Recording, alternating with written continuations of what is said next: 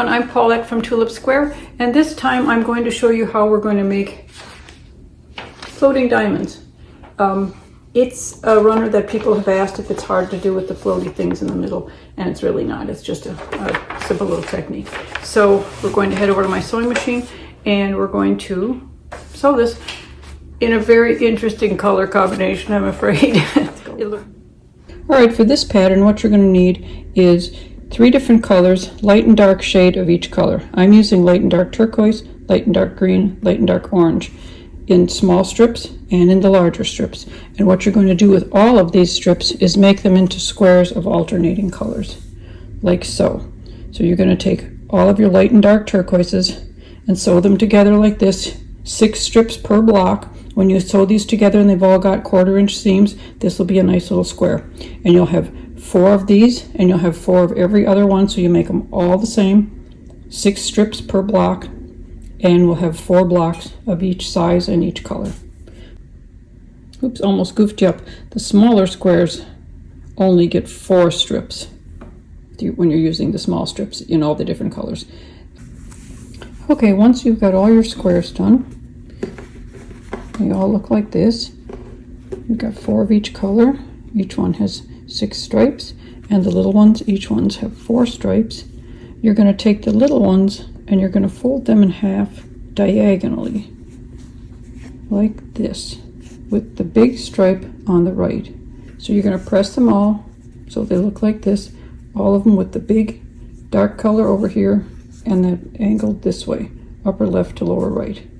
And then you will have 4 of each of these colors. And go ahead and press them so they've got a nice crisp edge. All right, now what you're going to do is take one of your bigger squares and you're going to stitch a different colored triangle to this corner. Now when you do it, you make sure these stripes are going vertical and the dark stripe is over here and this dark stripe is down here.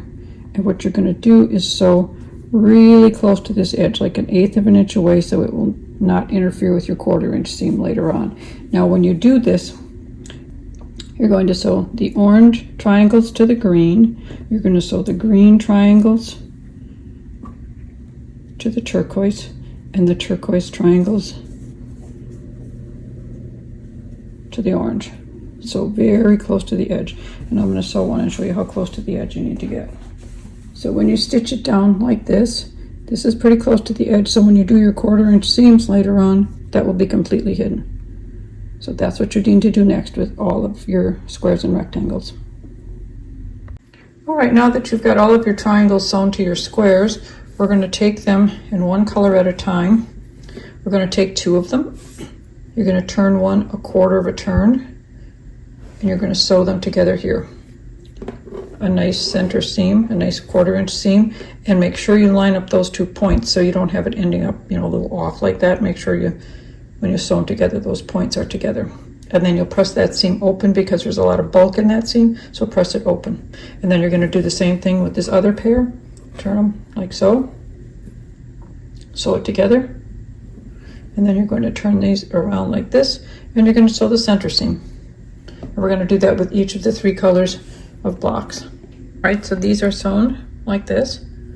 You can see that these little edges are still totally free. And then I'm just going to sew this center seam like so, and make sure when you sew this seam that these 2 seams that you pressed open line up, so your center is really centered, and then your little ends of your triangles are also lined up. Pin it if you need to, but make sure that they all line up. All right, now I've got all of them sewn together, and you can see how they look. They look pretty cool, don't they? And these are all free, so it's kind of floating. And when you're ending up, after you've sewn your squares, if you've got a couple corners or edges that are a little bit off, like this one could be trimmed a little bit shorter here, go ahead and trim them, but just make sure if you do that you trim all 3 squares to end up to be the same size, so they'll look right when you put them together on the runner. So you can, if you want to, trim it up to make it perfectly square, go ahead and do that. I will trim that little piece off. Now we're going to sew one of these sashing strips to each side of all 3 of the blocks. Now once you've got the sashing strips sewn to the sides of each one, we're going to set those aside, and with the remaining sashing strips, you're going to sew a small square to one end of each one. Now we're going to sew the second square on the end of each one of these strips, but before we do it, we're going to fit each one with a square, because especially if we did any trimming on the edge of these, they might be a little bit smaller than what they started out to be. So if I would line this up here and here, and I put only a 1/4 inch seam here, this is going to be too big. So I'm going to have to mark where I want it. See how there's like over a 1/2 inch left here? It has to be sewn to about here, where I'm having an excess of almost a 1/4 inch here, so that when I sew my 1/4 inch seam, it will line up perfectly. So I'm going to go ahead and check each one, and then I'm going to sew these ends on. Now once you've got that other end on, now you can go ahead and sew. You're going to sew them, so you're going to make a long strip with one sashing strip, one block, one sashing strip, one block, one sashing strip, one block, and then one sashing strip. So you're going to start and end with a sashing strip. And just sew them all in one long strip to become your runner. Now we've got these all sewn into one big long strip, our runner. Now I'm just going to sew the 2 long side strips for the border on the 2 sides. I put the orange square in the middle just because it's lighter than the other 2. I thought it balances better there. And then these are the long strips that are going to go on the side. I'm going to put 2 big long orange. Boy, this is going to be a colorful runner, isn't it? Now that I've got my side borders on, it looks like this. This is a pretty interesting looking runner, I have to say. Sometimes when you pick the colors in the fabrics and you lay them on the table, and they look a little tamer than they do when you put them together. So this is going to be one of those kind of projects.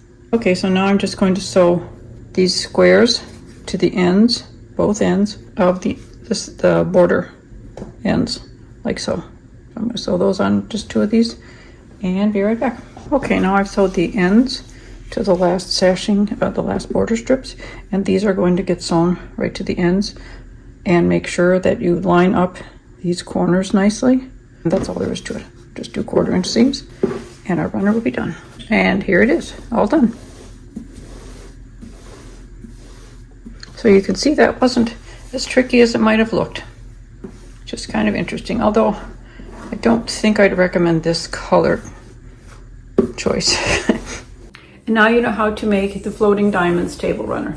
And here's a good look at this very unique color combination that looked a lot better in the piles of fabric, I have to say. Tessa's going to cringe when she sees this.